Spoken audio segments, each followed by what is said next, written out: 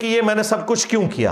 میرے پاس ایک راستہ تھا کہ میں قرآن و سنت سے دلائل پیش کرتا، جو اکثر لوگ ہمیں مشورہ دیتے ہیں، جو ممی ڈیڈی قسم کے علماء ہیں، خود ان سے کام ہوتا نہیں ہے، ہمیں مشورے دیتے ہیں، ان کے بڑوں سے بھی کوئی کام نہیں ہوا، ان سے بیچاروں سے کیا کام ہونا تھا توحید کا، وہ جی بس آپ چھوڑ دیں، ان بزرگوں کو کچھ نہ کہا کریں۔ بھئی بزرگوں کی آکاس بیل ان درختوں پہ لگی ہوئی ہے، جب تک آکاس بیل کو آپ اس درخت سے نہیں اتاریں گے، جو آپ درخت کو خوراک دیں گے وہ کبھی بھی درخت کو نہیں پہنچے گی، بلکہ وہ آکاس بیل جو ہے وہ درخت کے تنے کو بھی خشک کر دیتی ہے۔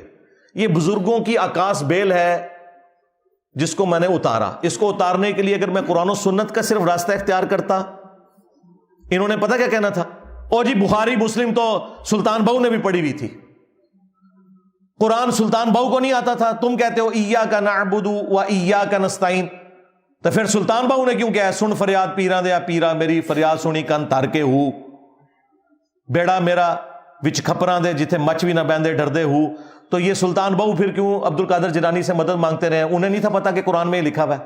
اب آپ اگر یہ کہیں کہ بھئی ان کو نہیں پتا تھا، کہیں گے اوہ توبہ توبہ توبہ توبہ توبہ، یہی کہیں گے نا، یہ بھی نہیں کہہ سکتے۔ اگر آپ کہیں کہ نہیں ان کو کم پتا تھا مجھے زیادہ پتا تھا، کہیں گے دیکھیں کتنا تکبر کر رہا ہے ان کو۔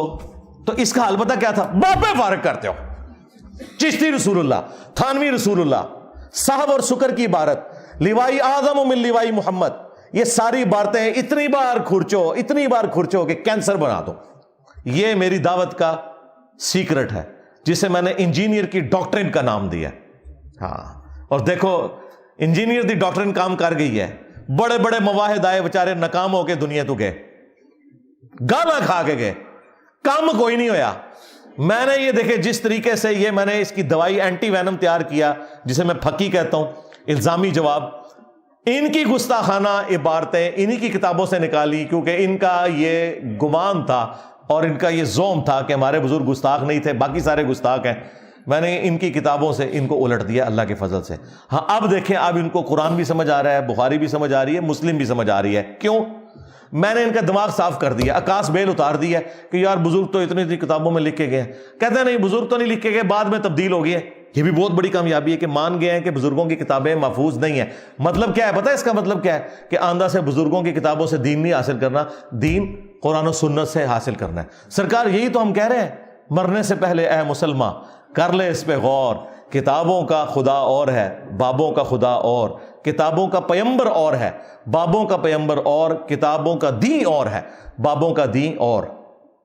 اگرچہ وہ بابے بھی اسی نبی کو، اسی کتاب کو، اسی سنت کو مانتے تھے، اسی اللہ کو مانتے تھے، لیکن ان کوالٹیز کے ساتھ نہیں جو کتابوں میں آئی ہیں، بلکہ ان کوالٹیز کے ساتھ جو ان کے بابوں نے سکھائی ہیں۔ تو یہ وہ ہمارا سیکرٹ تھا اور اللہ کے فضل سے وہ کام کر گیا۔ اب الحمدللہ ہمارا یہ جو دعوت کا کام ہے یہ ٹیک آف پوزیشن سے اوپر اب ہوا میں چلا گیا۔ یہ پہلے زمین پہ تھا، اب انہوں نے ہمیں پاور کے طور پر تسلیم کر لیا، ہماری وجہ سے ہی ہوا ہے۔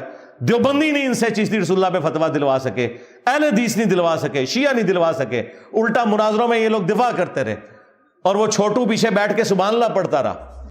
خواجہ نے کیا فرمایا؟ سنو کہ میں کون ہوں اور کیا ہوں، محمد الرسول اللہ صلی اللہ علیہ وسلم کے دربار کے کمینے غلاموں میں سے ایک ہوں، کمینے غلاموں میں سے ایک ہوں، کمینے غلاموں میں سے ایک ہوں۔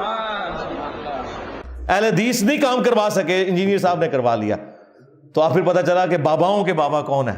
ہاں، اور یہ تفنن کے طور پہ ہم یہ بھی نہیں کہتے کہ آپ ہمیں مجدد مانیں کہ جو کام اور نہیں کر سکے، اعلیٰ حضرت کے نامکمل مشن کی تکمیل الیاس قادری صاحب نہیں کر سکے، ٹھیک ہے، انجینئر صاحب نے آ کے حسام الحرمین کا اگلا ورژن نکال دیا، حسام الحرمین پارٹ 2۔ اعلیٰ حضرت انجینئر محمد علی مرزا، ایک یہ ہمارے اسٹوڈنٹ نے نیچے لکھا تھا، نیو اعلیٰ حضرت انجینئر محمد علی مرزا۔ اور یہ سب کچھ تفنن کے طور پہ کہہ رہا ہوں، میرا کیا لینا دینا میرے بھائی اس طرح کی چیزوں سے۔ ہم تو اپنے نام کے ساتھ بھی حفظہ اللہ بھی نہیں کبھی خود لکھتے، نہ کسی اسٹوڈنٹ کو کہا کہ اس طریقے سے ساتھ دمیں لمبی لمبی کوئی لگانی ہے، حالانکہ یہ دعائیہ کلمات ہیں، کہہ سکتے ہیں، کسی کو بھی کہہ سکتے ہیں۔ لیکن یہ الحمدللہ یہ فتوے کے اوپر میرا ریبٹل آنا ضروری تھا، کیونکہ جب ہم ان کو گستاخانہ عبارتوں کے اوپر کرٹیسائز کرتے تھے، اب ان کی طرف سے فتویٰ آیا، تو یہ میری اخلاقی دینی ذمہ داری تھی کہ میں اس فتوے کو اپریشیٹ کرتا، اور نہ صرف اپریشیٹ کرتا، جو اس کے اندر لوپ ہولز ہیں ان کو بھی ہائی لائٹ کرتا، اور مستقبل کے لیے ان کو میں چھوڑوں گا نہیں، اس لیے کہ یہ صرف ایک عبارت کے اوپر فتویٰ ہے، ابھی کام بہت باقی ہے۔ ہاں، اعلیٰ حضرت نے بھی 5 عبارتیں نکالی تھی نا اسام الارمین میں، ایک پہ تو فتویٰ نہیں نہ دیا، 5 تھیں۔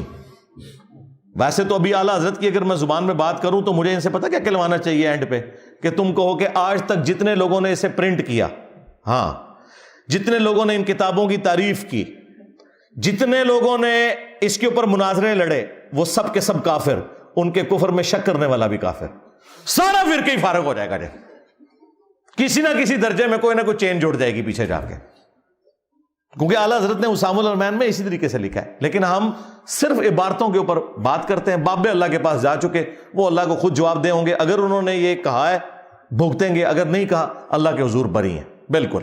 لیکن ہم نے ان کی وکالت نہیں کرنی، ہمیں کوئی چیز پابند نہیں کرتی کہ ہم رسول اللہ صلی اللہ علیہ وآلہ وسلم اور ان کے اہل البیت اور ان کے صحابہ کرام علیہم رضوان اور جو ثقہ تابعین ہے، یا اس کے بعد جو آنے والے محدثین ہیں جو ایگریڈ اپان صحیح العقیدہ ہیں، ان کو چھوڑ کے باقی لوگوں کا کہیں دفاع کریں۔ ہمیں کوئی چیز مجبور نہیں کرتی۔ ان لوگوں کا ہم دفاع اس لیے کرتے ہیں کہ ان کی بزرگی مسلمہ ہے، ان لوگوں کی بزرگی ان کے نزدیک مسلمہ ہے، ہمارے نزدیک اس لیے نہیں ہے کہ ان بزرگوں کا تعارف ہی یہ کتابیں تھیں، یہ کتابی فراڈ نکل آئیں، الحاقی باتیں نکل آئیں، سب کچھ ختم ہو گیا۔ صلو علی محمد وآل محمد، اللہم صلی علی محمد وعلی آل محمد واصحاب محمد وازواج محمد وامت محمد اجمعین الی یوم الدین، آمین۔